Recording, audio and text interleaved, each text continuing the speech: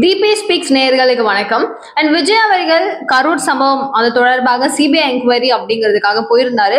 ஏன்னா அவர் போகும்போது அங்க ஏர்போர்ட்ல இறங்கினதுல இருந்து ஆரம்பிச்சு அவருக்கான ஒரு சூழல், அவருக்கான ஒரு பாதுகாப்பு சூழல் அப்படிங்கறத ரொம்ப உறுதிப்படுத்தும் வகையில அங்க இருக்கக்கூடிய நபர்களும் கூட அவருக்கான ஒரு பாதுகாப்பு ஏற்பாடுகள் அப்படிங்கறது செய்திருக்கிறதாகவும் சொல்லப்படுது.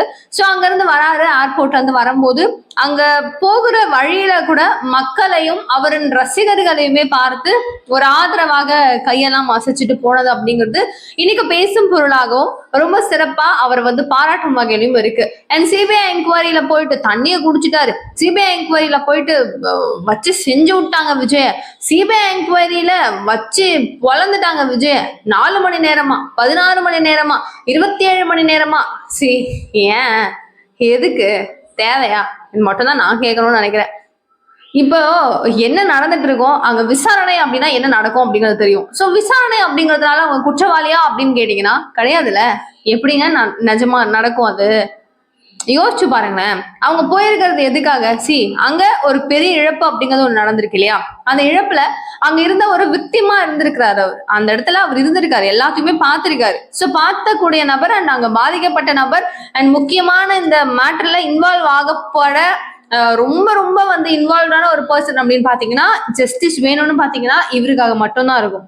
அந்த 41 உயிரிழப்பு அப்படிங்கிறதுக்கு கரெக்டா இவங்க 2 பேரோட சினாரியோஸ் தான் முதல்ல. இந்த நபரை கூப்பிட்டு விசாரிக்கிறாங்க அப்படிங்கும்போது உங்களுக்கு யார் மேல சந்தேகம்? நீங்க நல்லா யோசிச்சு பாருங்க. நீங்க பார்த்தது இப்படிதான் கேள்விகள் இருந்திருக்கும். 4 மணி நேரமாக இந்த கேள்விகள் அப்படிங்கிறது இருந்துச்சு.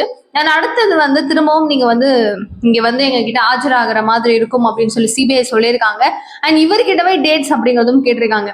பட் இவங்க இது ஏன் அவங்க கேட்டிருக்காங்க அப்படின்னா, எனக்கு அந்த படம் ரிலீஸ் ஆகல, ஸோ அதற்கான ப்ரெஸ் மீட்ஸ், அதற்கான வேலைகள் அப்படிங்கிறது ரொம்ப அதிக அளவுல இருக்கு, மீட்டிங்ஸ் நிறைய இருக்கு. இந்த வேலைகள்லாம் இருக்கிறதுனால என்னால இங்க ஆஜராக முடியாத ஒரு சூழ்நிலை. ஸோ இந்த வாரத்துல திரும்பவும் கூப்பிட வேண்டாம், நெக்ஸ்ட் வீக்ல எனக்கு ஒரு டேட் நீங்க எப்ப வேணா கூப்பிட்டுக்கலாம் அப்படிங்கிற மாதிரி சொல்லியிருக்கிறாங்க. ஸோ இதன் தரப்புல சிபிஐ ஓகே அப்படின்னு சொல்லியிருக்காங்களாம். இப்போ இதையும் புடிச்சுக்கிட்டு சிபிஐ தெரியுதா, இவரோட கைக்கு வருது தெரியுதா? அப்ப யார் அதுல இருக்கிறது? மத்திய அரசாங்கம். மத்திய அரசாங்கத்தினுடைய கைக்கூலி, மத்திய அரசாங்கத்தினுடைய பி டீம் தான் விஜய் அப்படின்னு சொல்றது இப்ப புரியுதா அப்படின்னு இன்னொரு பக்கம். ஏன்னா என்னதானா பேசணும், என்னதான் மக்கள் நினைக்கிறோம், என்னதான் புரிய வைக்க ட்ரை பண்றீங்க, புரியவே மாட்டேங்குது. ஒண்ணு நடக்குது இல்ல, அதை பார்த்தா மக்களுக்கு தானாவே ஒரு அறிவு இருக்குல்ல, அவங்களுக்கு புரியும்ல, புரிஞ்சுப்பாங்கல்ல, ஓகே இதுதான் போயிட்டு இருக்கு அப்படின்னு புரியும்ல. நடுவுல குட்டைய குழப்புற வேலை ஏன் அப்படிங்கிறது என்னோட கேள்வி. சரி ஓகே, இது ஒரு பக்கம் போட்டோம். இப்ப தெளிவா உங்களுக்கு புரிஞ்சிருக்கும், அங்க பெருசா ஒன்றும் நடக்கலைங்க. 4 hours கிட்டத்தட்ட அந்த சிபிஐ என்கொயரிஸ் அப்படிங்கிறது போயிருக்கு. விக்டிம் யாரா இருப்பாங்க, வேற யாராச்சும் இதுல சம்மந்தப்படுத்திருப்பாங்களா, இதெல்லாம் இவங்க எல்லாம் சொல்றாங்களே அப்படிங்கறதெல்லாம் கேட்டிருக்காங்க. அண்ட் நிர்மல்குமார் அவர்களும் இதை பத்தின ஒரு கிளாரிபிகேஷன் அப்படிங்கிறது கொடுத்திருக்காரு. எக்ஸாம்பிளுக்கு அவர் சொல்றாரு, சட்டமன்றத்துல 607 போலீசார்களை அங்க களமிறக்கப்பட்டிருந்தோம் அப்படின்னு சொல்லிட்டு முதலமைச்சர் ஸ்டாலின் ஐயா அவர்கள் சொல்றாரு. கூடவே இருக்கக்கூடிய இன்னொரு நபர்கள்லாம் என்ன சொல்றாங்க, 500 காவலர்கள் அப்படிங்கிறாங்க. சோ இதுலயே முரண்பாடுகள் அப்படிங்கிறது நிறைய இருக்கும்போது இவர்கள் மாற்றி மாற்றி எங்கெல்லாம் பேசுறாங்க அப்படிங்கறத ஒரு தொகுப்பா நாங்க எடுத்துட்டு போயிட்டு சிபிஐ கிட்ட சப்மிட் பண்ணிட்டோம் அப்படிங்கிறாங்க. இதை தாண்டி அவர் கொடுக்கக்கூடிய இன்னொரு ஆதாரம் அப்படிங்கிறது மிக முக்கியமான ஆதாரம். அது என்னவாக இருக்கு அப்படின்னா, கரூர் போலீஸ் ஸ்டேஷன்ல இருந்தும் கரூர்ல இருக்கிற முக்கிய ஆட்கள் மூலமாகவும் பாதிக்கப்பட்ட குடும்பங்கள் இருப்பாங்க இல்லையா, இவர்கள் கிட்ட ஒரு சைன் அப்படிங்கறது கேட்கறாங்க. அது என்ன சைன் அப்படின்னா, நாங்க தான் அர்ஜென்சி பண்ணி அந்த பாடி வேணும் எங்களுக்கு, நாங்க சீக்கிரமா நாங்க வீட்டுக்கு கூட்டிட்டு போனோம், எடுத்துட்டு போனோம் அப்படின்னு சொல்லி நாங்க தான் அர்ஜென்சி பண்ணி போஸ்ட்மார்டம் சீக்கிரம் பண்ண சொன்னோம் அப்படிங்கறது மாதிரி நீங்க சைன் போடுங்க, நாங்க எழுதி கொடுக்குறோம், நீங்க சைன் போடுங்க அப்படின்னு எல்லா குடும்பங்கள் கிட்டயுமே போய் கேட்டு இப்படி மாத்திருக்காங்க ஏதோ ஒண்ணுத்த அப்படின்னு. அந்த குடும்பம் உண்மையாவே கேட்டாங்கன்னா ஆமாங்க நாங்க கேட்டோம் அப்படின்னு சொல்ல போறாங்க. அப்ப அங்க என்னவோ ஒண்ணு நடந்திருக்கிறதுனாலதானே எதையோ மறைக்கிறதுக்கு ஒண்ணு ட்ரை பண்றாங்க. ஏன் இதெல்லாம் அப்படிங்கிறதுதான் இப்போ எல்லாருக்கும் ஒரு பெரிய சந்தேகமா இருக்கு. எல்லாருக்குமே, சிபிஐ மட்டும் இல்லாம எல்லாருக்குமே. சோ இந்த ஒரு வழக்கு அப்படிங்கிறது கொஞ்சம் கிடுகிடுன்னு ஒரு நல்ல வேகம் எடுத்து போறது அப்படிங்கிறது ரொம்ப பேசும் பொருளாகவும் இருக்கு, எல்லாருக்கும் ஒரு ஆதரவாகவும் இருக்கு. இதற்கான ஜஸ்டிஸ் ஆகணும் அப்படின்னு சொல்லி எல்லாரும் எதிர்பார்த்துட்டு இருக்காங்க. நிர்மல்குமார் தெளிவா சொல்றாரு, இந்த மாதிரி எங்களுடைய தலைவர் எந்த தவறும் செய்யவில்லை அப்படிங்கிறது நிரூபிக்கப்படும், யார் இதுல குற்றவாளிகள் அப்படிங்கிறதும் கண்டுபிடிக்கப்படும். இந்த மாதிரி முக்கியமான ஆதாரங்கள் நிறைய இருக்கு, நாங்க எல்லாத்தையுமே கொடுத்துருக்கோம், எல்லாத்தையுமே சிபிஐ கிட்ட சொல்லியிருக்கோம் அப்படிங்கிறாங்க. அப்ப பெருசா என்னவோ ஒண்ணு இருக்கு, வரும் பார்ப்போம். இது கூட இப்போ அங்க வந்து முடிஞ்சிருச்சு, அங்க இருந்து கிளம்பிட்டாரு. சோ அங்க இருந்து இப்போ ஒரு சென்னை வர நேரத்துல ராகுல் காந்தி அவர்களுடைய வருகை அப்படிங்கிறது தமிழகத்துல இருக்கும் பட்சத்துல ஒரு பெரிய ஆதரவு, ஒரு பெரிய பிளாஸ்ட் அப்படிங்கிறது விஜய் அவர்களுக்கு கொடுத்திருக்காரு. ஒரு பெரிய சர்ப்ரைஸ், மெகா சர்ப்ரைஸ் அப்படின்னு சொல்லப்படுது. என்ன அப்படின்னு கேட்டீங்கன்னா, பதிவு ஒண்ணு அவர் போட்டிருக்காரு. அவர் என்ன சொல்றாரு அப்படின்னா, ஜனநாயகனை முடக்க நினைப்பது தமிழ் கலாச்சாரத்தின் மீதான தாக்குதல் அப்படின்னு சொல்லி ராகுல் காந்தி அவர்கள் பதிவு ஒண்ணு போட்டிருக்காரு. இது மட்டும் இல்லாம தமிழ் மக்களின் குரலை ஒருபோதும் நசுக்க முடியாத மிஸ்டர் மோடி அப்படிங்கிற இன்னொரு பதிவையும் சேர்த்து, லைக் ஒரே பதிவுல இந்த ரெண்டுத்தையுமே காலம்ஸா வந்து பிரிச்சு போட்டிருக்காப்ல. சோ இந்த ரெண்டு பதிவு அப்படிங்கிறது இருக்கு. இது ஆப்வியஸா ஜனநாயகன் படத்திற்காக அப்படிங்கிறது ரொம்ப தெளிவா புரியுது. விஜய்க்கு ஆதரவாக அப்படிங்கிறது இன்னும் தெளிவாக புரியுது. விஜய்க்கு ஏன் வந்து காங்கிரஸ் இவ்வளோ ஆதரவு அப்படிங்கிறது கொடுக்கணும், என்னவா இருக்கும் அப்படிங்கிற ஒரு பெரிய ஒரு எதிர்பார்ப்பு இருக்கு.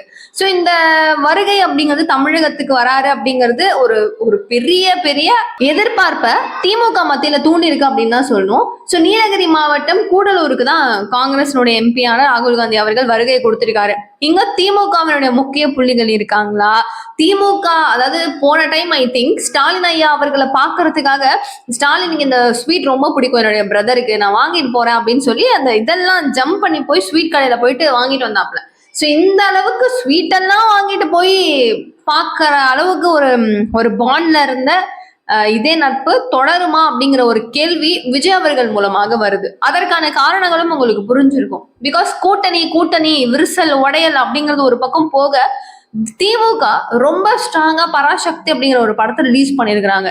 இல்ல திமுக தமிழ் மொழிக்காக போராடி இருக்காங்க அப்படிங்கிறத தாண்டி காங்கிரஸ் செய்த எல்லா கொடுமைகளையும் அதுல வந்து போட்டு உடைச்சிருக்காங்க. அப்போ நீங்க தெளிவா இருக்கிறீங்க, எப்படி உங்க கட்சி ரொம்ப தெளிவா இருக்கு, நல்லா இருக்கு அப்படிங்கறத காமிச்சுக்கிறீங்க. ஆனா காங்கிரஸ் இப்படியெல்லாம் செய்திருக்கிறாங்க அப்படிங்கறது நீங்க எப்படி போட்டு உடச்சிட்டீங்களே, இப்படி பண்ணிட்டீங்களே. ஆனா ஒன்னா தானே கூட்டணியில இருக்கீங்க. அப்ப நீங்க ஜெயிச்சீங்கன்னா நீங்களும் ஜெயிச்ச மாதிரி தானே. காங்கிரஸ் எப்படி தோக்கடிக்க முடியும்? இந்த கேள்விகள்லாம் வரும்ல. சோ இப்ப பயங்கரமா முட்டிட்டு இருக்காங்க ரெண்டு பேருக்குள்ள. பட் இவர் விட மாட்டாருங்கிறது என்னுடைய ஒரு பெரிய நம்பிக்கை. ஏன்னா இவங்களை விட்டா இவங்களுக்கு ஆதரவு கிடையாது, இவங்களை விட்டா அவங்களுக்கு ஆதரவு கிடையாது. சோ ராகுல் காந்தி அவர்கள் கன்ஃபார்ம் ஸ்டாலின் ஐயா அவர்களை மீட் பண்ணுவாரு. ஆனாலும் விஜய்க்கு கொடுக்கக்கூடிய இடம் ஏன்? தவேகா அப்படிங்கிறது தமிழக வெற்றி கழகம் அப்படிங்கிறது திமுகவுக்கு மட்டும்தான் எதிரி, எங்க ரெண்டு பேருக்கும் தான் போட்டி அப்படின்னு சொல்லக்கூடிய இந்த நபரும் காங்கிரஸ் ஆல்ரெடி திமுகவுடன் கூட்டணியில இருக்கும் பட்சத்துல காங்கிரஸ்ல முக்கியமான நபர்கள் எல்லாரும் பறந்து பறந்து குதிச்சு குதிச்சு தவேக்கா வரும் இந்த சூழ்நிலையில இந்த அளவுக்கு ஒரு மெகா பிளான் அப்படிங்கிறது ராகுல் காந்தி போடுறாரு அப்படிங்கிறது எப்படி அக்செப்ட் பண்றது, இது எப்படி பாக்குறதுன்னு சத்தியமா புரியல. பொறுப்போம். இன்னும் ஒரு 2 நாள் அப்படிங்கிறது வெயிட் பண்ணோம்னா அப்படியே சூடா அப்படியே ஆறி ஆறி ஆறி கொஞ்சம் என்ன அப்படிங்கிற ஒரு நிலவரம் வந்துடும். இப்பதான் மாவை அரைச்சு வச்சிருக்காங்க, அது புளிச்சு வந்தாதான் ஒரு பதம் அப்படிங்கிறது வரும். நம்ம இட்லி ஊத்தணும்னாலும் தோசை ஊத்தணும்னாலும் என்ன பண்ணணும்னாலும் பொறுப்போம். ஓகேவா? பொறுப்போம். தை பிறந்தால் வழி பிறக்கும் அப்படின்னு எல்லாரும் சொல்றாங்க. ஏன் நம்மளும் சொல்லுவோம், தை பிறந்தால் வழி பிறக்கும். என்ன நடக்கும் அப்படிங்கிறத பார்ப்போம். அண்ட் இவ்வளவு நேரம் வீடியோ நீங்க பார்த்ததுக்கு ரொம்ப நன்றி. Thank you so much for watching this video. Bye.